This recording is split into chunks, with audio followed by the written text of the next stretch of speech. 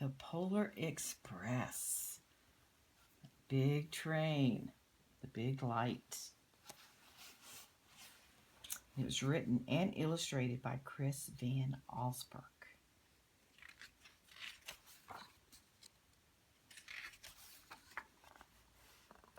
On Christmas Eve, many years ago, I lay quietly in my bed. I did not rustle the sheets. I breathed slowly and silently. I was listening for a sound a friend had told me I'd never hear, the ringing bells of Santa's sleigh. There is no Santa, my friend had insisted, but I knew he was wrong. Late that night, I did hear sounds, though not of ringing bells. From outside came the sound of hissing, steam, and squeaking metal. I looked through my window, and I saw a train standing perfectly still in front of my house. So there he is. He's getting up to see the sound that he heard, and he looked out and saw a train sitting in front of his house. And there he is, big train. It was wrapped in an apron of steam. Snowflakes fell lightly around it. A conductor stood at the open door of one of the cars. He took a large pocket watch from his vest. Then he looked up at my window. I put on my slippers and robe. I tiptoed downstairs, out the door. "All aboard!" the conductor cried out. I ran up to him. "Well," he said, "are you coming?" "Where?" I asked. "Why, to the North Pole, of course," was his answer. "This is the Polar Express." I took his outstretched hand and he pulled me aboard. So there they are. He's talking to the conductor. He says, "Well, are you coming?" Oh, look at this.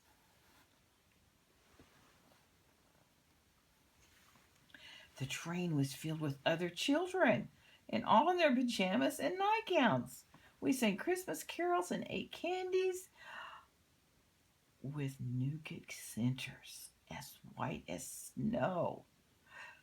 We drank hot cocoa as thick and rich as melted chocolate bars. Outside, the lights of towns and villages flickered in the distance as the Polar Express raced northward. So there's all the people, the two men. They're bringing in the hot chocolate. See the steam coming out. They're all having fun, laughing, and look, one little girl, one little boy looking right at the cocoa. They're handing everybody some cocoa. A lot of children on the Polar Express. I wonder where the Polar Express is taking them. Soon there were no more lights to be seen. We traveled through cold, dark forest where lean wolves roamed and white-tailed rabbits hid from our train as it thundered through the quiet wilderness. There goes the Polar Express. We climbed mountains so high it seemed as we would escape the moon. But the Polar Express never slowed down. Faster and faster we ran along, rolling over peaks and through valleys like a car on a roller coaster. So look, here's a track going through the mountains, and look at it. There it is, all the way up there, the Polar Express, going higher and higher.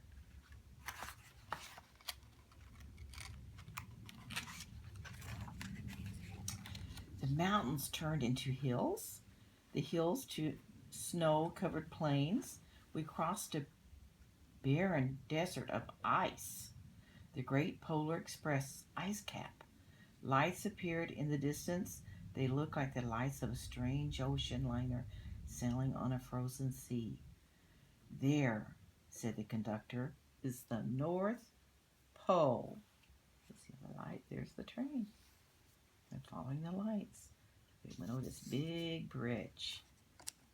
Still going, see, it goes this way.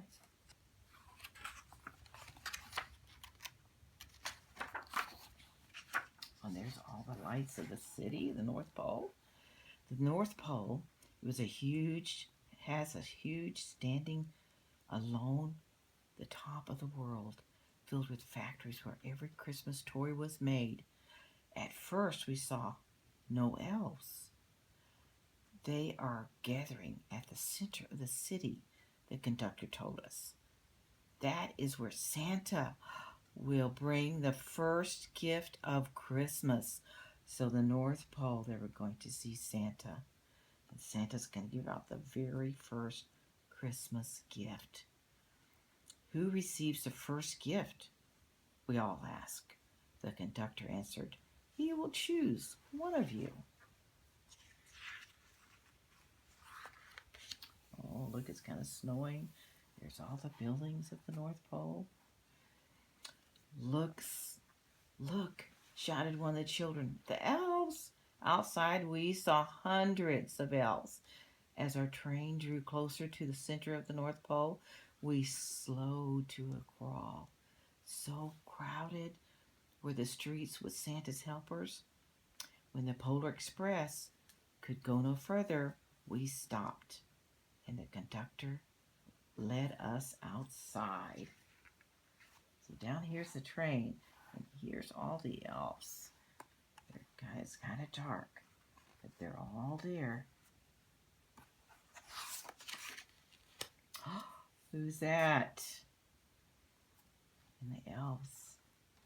Who is that? Santa, you're right. We pressed through the crowd to the edge of a large open circle. In front of us stood Santa's sleigh. The reindeer were excited. They pranced and paced, ringing the silver sleigh bells that hung from their harnesses. It was a magical sound, like nothing I'd ever heard. Across the circle, the elves moved apart, and Santa Claus appeared. The elves cheered wildly. He marched over to us and, pointing to me, said, let's have this fellow here. He jumped into his sleigh. The conductor handed me up. I sat on Santa's knee, and he asked, now, what would you like for Christmas? See, there's all the elves. Oh, there he is. I knew that I could have any gift I could imagine, but the thing I wanted most for Christmas was not inside Santa's giant bag. What I wanted more than anything was one silver bell from Santa's sleigh. When I asked, Santa smiled. Then he gave me a hug and told an elf to cut off a bell from a reindeer's harness. He stood, holding the bell high above him, and cried out, the first gift of Christmas. So see, there he is, and he's holding it in his hand.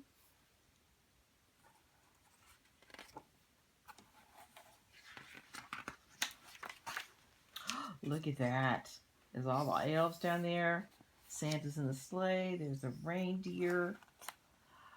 A clock struck midnight.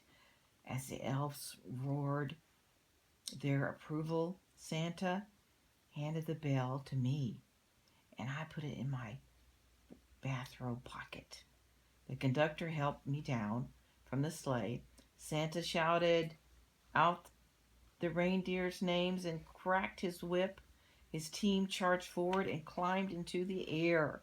Santa circled once above us, then disappeared in the cold, dark, polar sky. Look at the kids are all gathered around because he got the first gift of Christmas, and they wanted to see it. As soon as we were back inside the Polar Express, The other children asked to see the bell. I reached into my pocket, but the only thing I felt was a hole. He reached his pocket. All he felt was a hole in his pocket. I had lost the silver bell from Santa Claus's sleigh. Let's hurry outside and look for it, one of the children said. But the train had a sudden lurch and started moving. We were on the way. It was a little sad because he lost the bell. It broke my heart to lose the bell. When the train reached my house, I had sadly felt the other children. I stood at my doorway and waved goodbye. The conductor said something from the moving train, but I couldn't hear him. What? I yelled. He cupped his hands around his mouth. Merry Christmas, he shouted. The Polar Express let out a loud blast from its whistle and sped away. See, there he is. He's waving. And look, there's his Christmas tree over here. Oh, did you see the Christmas tree from the door?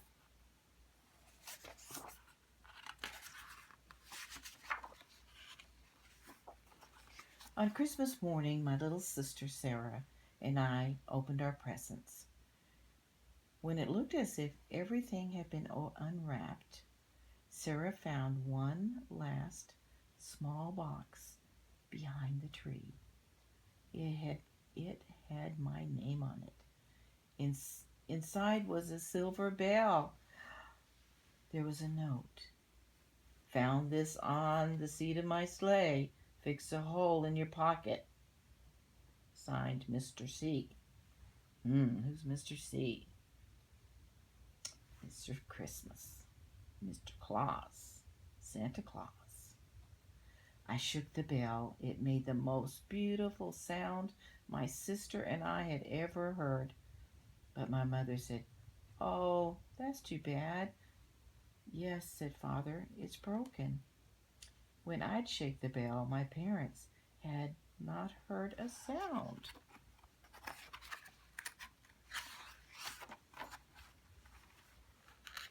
At one time, most of my friends could hear the bell, but as years passed, it fell silent for all of them. Even Sarah found one Christmas that she could no longer hear its sweet sound. Though I'm grown old, the bell still rings for me, as it does for all who truly believe. Hope you enjoyed that wonderful book.